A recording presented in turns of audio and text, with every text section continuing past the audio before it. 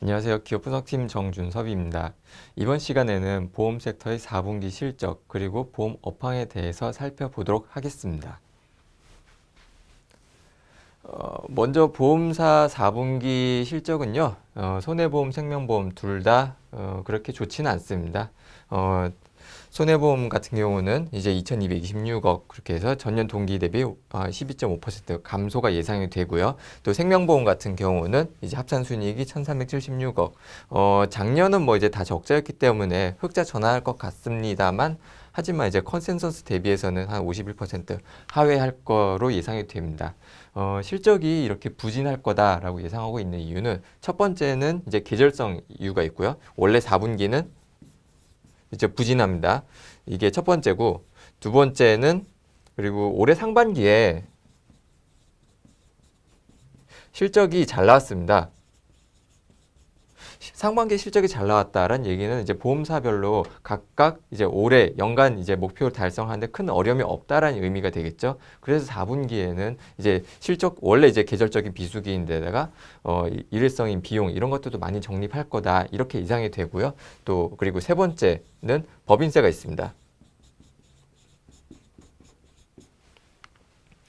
올해 2018년부터 법인세율이 상향이 되는데요. 이제 보험사들은 거기에 맞춰서 대비해서 먼저 이연 법인세를 일정 부분 이제 미리 적립을 해야 됩니다. 그 부분이 올해 4분기 실적에 반영이 될 거다라고 예상이 되고요. 이렇게 계절적인 요인 그리고 이런 실적 호조 그리고 법인세 이런 등등의 이유 때문에 각각 손해보험, 생명보험 모두 이제 기대치보다는 좀 하회하는 그런 실적이 나올 거다라고 예상을 하고 있습니다.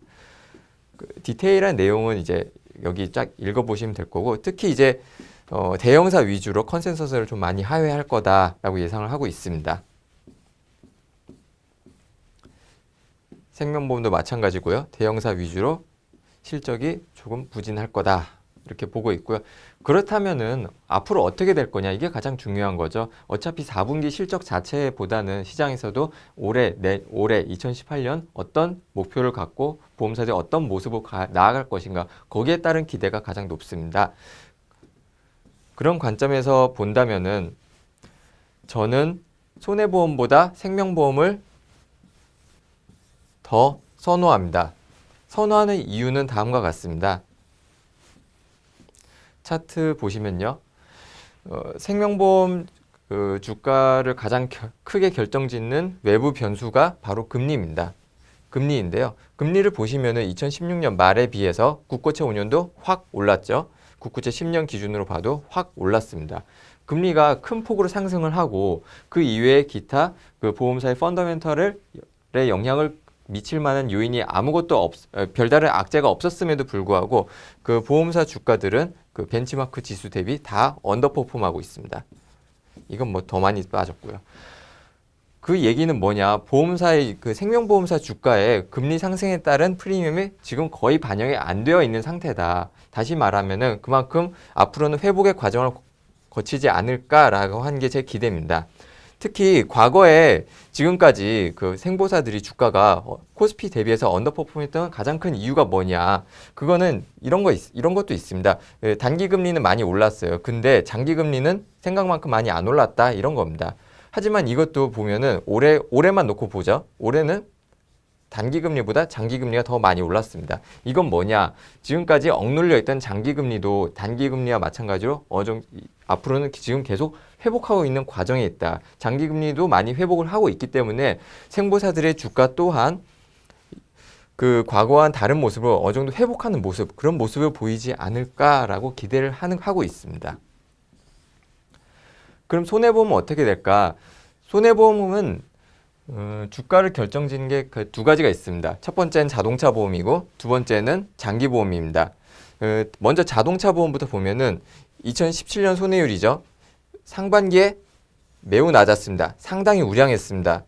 이거는 원래 보험사의 자동차 보험 손해율 사이클이 이 정도로 간다라고 치면은 16년 하반기부터 굉장히 좋았던 게 17년 상반기까지 이어진 거죠. 그래서 굉장히 좋고 17년 하반기는 다시 이제 뭐 예전 수준으로 올라갔다라고 볼 수 있는 거죠.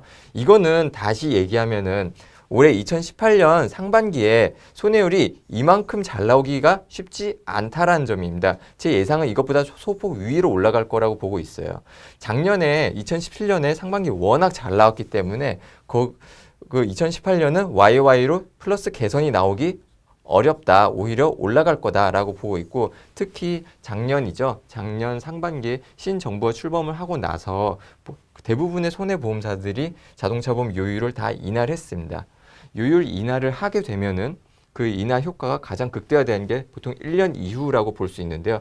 그런 관점에서 보면은 올해 상반기에는 손해율이 본격적으로 좀 올라가는 모습이 나타날 수도 있을 것 같다라고 보고 있습니다. 따라서 올해 상반기 자동차 보험은 YOY로 손해율 상승하는, 실적 측면에서 보면 조금 나빠지는 그런 모습이 나타나지 않을까라고 보고 있고요. 두 번째로 장기보험인데, 장기보험 같은 경우는 올해 좀 작년보다 많이 개선이 되지 않을까라고 기대를 하고 있습니다. 그 기대를 하고 있는 거는 손해보험사들이 갖고 있는 실손보험 있죠. 실손보험이 갱신 주기에 좀 도래를 해야지, 일단 요율을 올려놨으면 그게 갱신이 도래해야지 보험료가 직접적으로 올라오는 계기가 됩니다. 이건 하나손보 사례인데 대부분의 손해보험사에 다 비슷한 구조입니다. 분기별로 갱신 스케줄을 보면은 상반기보다 하반기에 좀 더 많이 집중이 되어 있습니다. 그건 과거에 하반기에 절판 이슈가 많았었기 때문에 하반기에 새로 가입한 계약들이 많아서 그렇습니다. 어쨌든 올해만 놓고 보면은 상반기보다 이제 하반기에 좀 더 갱신이 많이 나타날 거다라고 보고 있고, 하반기에 갱신이 많이 나타날 만큼 손해율 개선 또한 장기보험 손해율 개선도 상반기보다는 하반기에 좀 더 많이 나타날 거다, 이렇게 보고 있습니다. 즉 다시 얘기하면은 자동차 보험을 봐도 그렇고 장기 보험을 봐도 그렇고 손해보험은 지금보다는 좀 하반기 좀 시간을 갖고 있다가 좀 하반기가 다가올 때 그때쯤에 다시 한번 투자 방향을 점검을 해도 늦지 않다라고 생각을 하고 있습니다. 따라서 지금 현재로서는 손해보험보다는 이제 생명보험 쪽으로 좀 더 많이 관심을 갖고 있고요. 특히 생명보험 중에서도 첫 번째로서는 그 하나생명, 그리고 두 번째는 미래에셋생명 생각하고 있습니다. 그리고 세 번째로는 또 이제 같은 생보사죠. 삼성생명을 관심을 갖고 있고요.